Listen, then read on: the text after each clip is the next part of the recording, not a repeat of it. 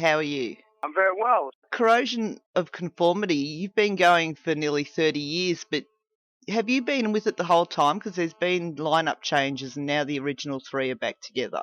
Well, I was in it at the very, very beginning for the record Animosity and a little follow-up, Technocracy. And after that, just living in a van and making no money and just, going from crashing at somebody's house where there's a party going on and all that. Just got old, and so I kind of drifted away and started to do some other things, and they continued. I didn't really expect much, and then one day I saw a record called Blind, and it was totally amazing, and I didn't really have very high hopes for him at that time, and that just blew me away. And shortly after that, that lineup kind of imploded. The singer was let go, and the bass player quit, and they didn't know what they were going to do. They were about to make the record Deliverance, and had all that stuff like halfway written, and they asked me if I wanted to come back and play bass, and I heard the tunes, and I said, yeah, that would be a good thing. So, so basically I've been back with it since 1993, to the extent that we've been active, because, for almost 5 years, we did nothing, so. Because we just didn't know. It was just kind of nebulous. We didn't know. Is Pepper coming back from down? What are we going to do? So, Yeah. But it's been so long you've been back now, probably hardly even noticed the time you weren't there. Yeah. I've been back in it as long as some of the people listening have been alive. So, yeah. Probably. Not me, but probably someone listening. Well, you guys, you do tour constantly, so do you have a memory from being in the band, being out on the road that you really cherish? Well, not anything really in particular. But just every time we get to go to a new place and play a show, Poland and Japan and remote places in the U.S. and Canada, just those oddball gigs. Doing a gig with opening for Motorhead in Banff, Alberta, Canada, which is this insanely small town, in the mountains in the Canadian Rockies, like in this tiny place, where Motorhead couldn't even bring the entire PA in, and just cramming this big, loud concert into this tiny place in this beautiful, this beautiful setting. That was pretty intense. I would do that again. Awesome. You guys are actually about to head down to New Zealand and Australia. How many times have you been to Australia? I've been twice with Vistacino, and just the one time with Corrosion of Conformity as an opening act for Pantera in 2001, I believe. Right. So Corrosion of Conformity have actually only been here once as a band. One time, a very long time ago, yeah. Yeah, so we're hungry to go south of the equator and see what's going on. Definitely. And when are you coming down? You're coming down this month, so you are actually going to experience some of this cold down here. Oh yeah. Well, I'm packing my wool, I think. Yeah, if it's damp, especially if it's been raining, yeah. Yeah, well, when you're up the top half, you'll be fine. It's just when you get down to Victoria, you're going to have to put some warm clothes on. Yeah. So, well, you do have a new record out, and it's called 9, I'm assuming. It's Roman numerals. Yeah. So is this actually your 9th release? It is actually only our 9th full-length studio release, yeah. Yeah. There's a live album, and there's some EPs and kicking about, but yeah, that's the 9th. It's only the 9th record in like 31 years. All right. Where was it recorded? Well, it was recorded right here in North Carolina. We don't really have a name for the studio, but there was a long-standing recording studio that went out of business, as they tend to do, and we kind of took it over a little bit and sort of went into business with the guy that owns it now, who plays in a thrash metal band. And, became our effective but affordable base of operations for recording. So we could be comfortable and confident that, the meter wasn't running and we could get inside the process a little bit and get our hands dirty with the production and all that type of stuff, Well, as you mentioned, you're involved with Vistacino as well. Is there other projects you have going? Like with the studio you've bought, is that for all of your projects, or is that mainly for Corrosion of Conformity? Well, we have been doing other projects. There's kind of a sludge doom kind of band called Sour Vein from North Carolina, and we're going to record a record with them. Reed and I are also in a band called Righteous Fool, and we're compiling some of our material for eventual release right now. We were doing Righteous Fool really strong in 2010, and then sort of bringing back Corrosion of Conformity kind of put it on hold a little bit, but we've been doing some new songs and things like that.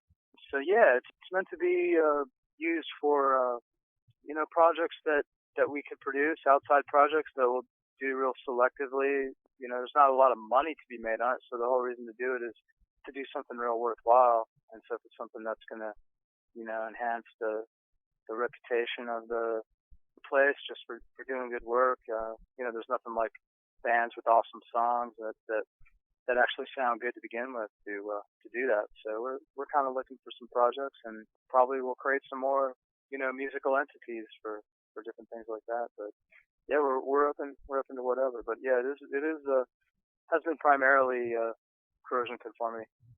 Well, it does sound like you really you don't stop in the music industry. If you're not with Corrosion of Conformity, then you're doing something with someone else. What do you do to relax away from music, or is music it for you?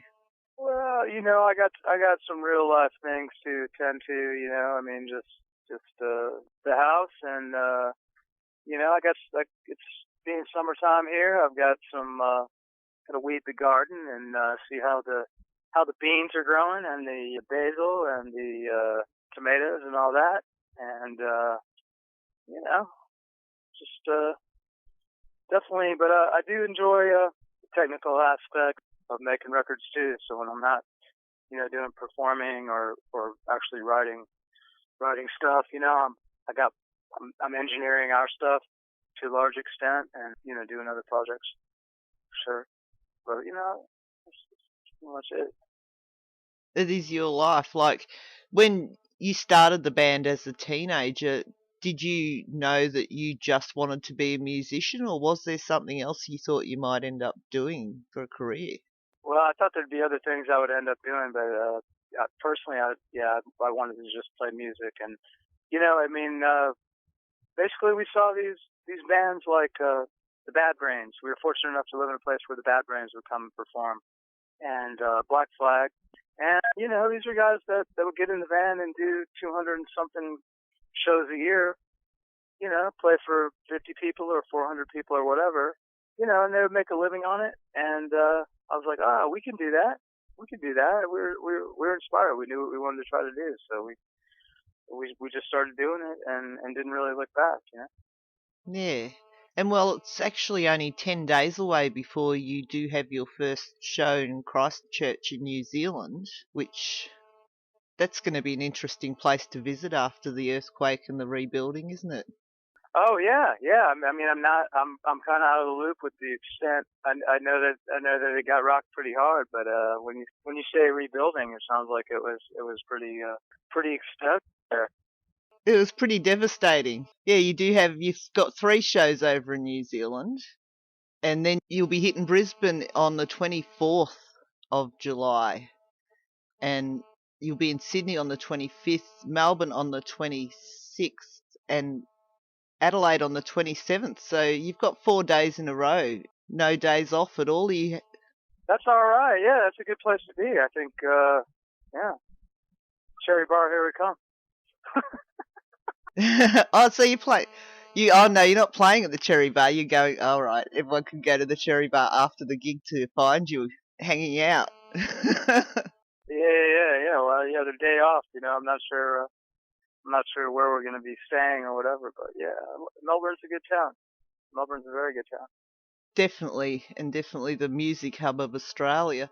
You've got nearly a month before your next show over in Spokane in Washington. So are you having a week or two in Australia, or is it going to be in and out?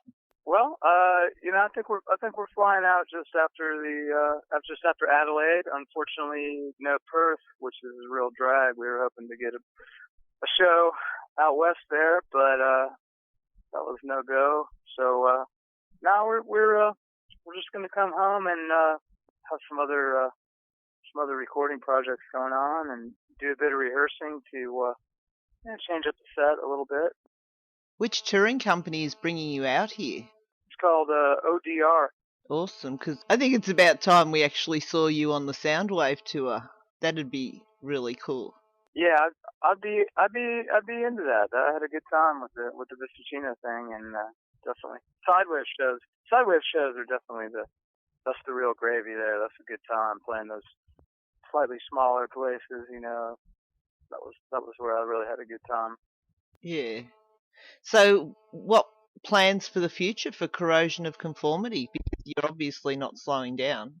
Yeah, I mean, I would imagine we're booking some more U.S. shows and some European shows, and probably there's talk of trying to cross paths with one Pepper Keenan and play some shows and make a record, but it's logistically been a little challenging, even though everybody is on the same page in theory. It's just trying to get the right amount of time, to do it justice is it's proven hard, but that's something we're trying to make happen because that would be well received.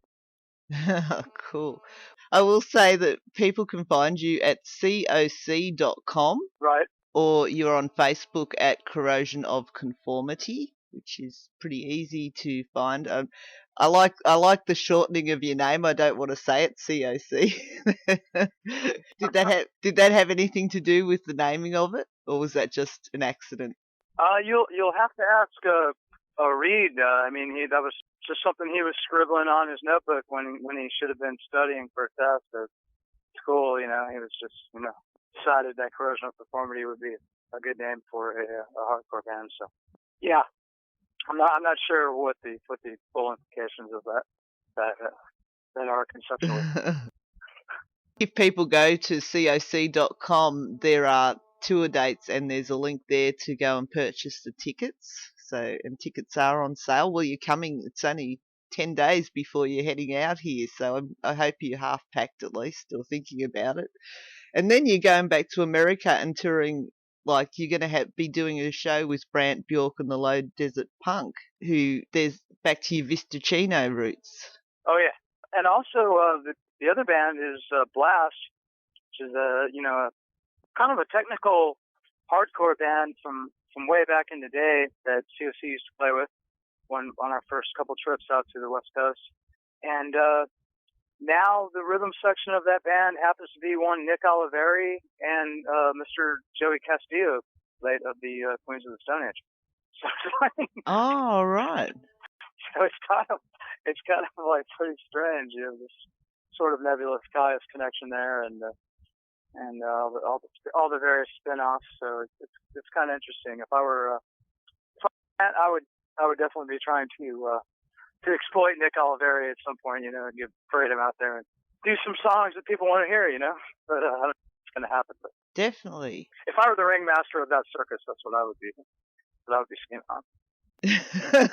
That would be cool. Thank you very much. It has been great talking to you. All right. Well, it was a pleasure, and thanks for the interest, brother. And I hope we can catch up and say hello while you're down here. I'll definitely be seeing your show in Melbourne. Yeah, come say hello, by all means. Definitely. Have a good day. All right.